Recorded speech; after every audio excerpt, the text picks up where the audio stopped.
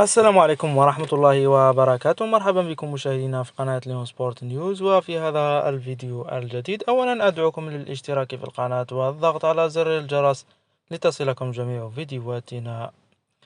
في فيديو اليوم سوف نتحدث عن المباراة النارية بين مولودية الجزائر ضد وفاق سطيف في قمة الجولة الرابعة من الدوري الجزائري للمحترفين.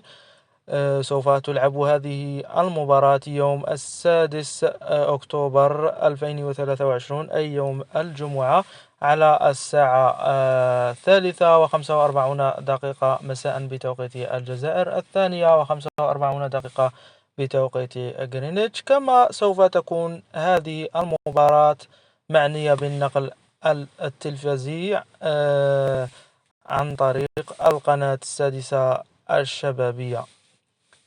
وفي الأخير أشكركم مشاهدينا على مشاهدتكم لهذا الفيديو ودعمكم لنا.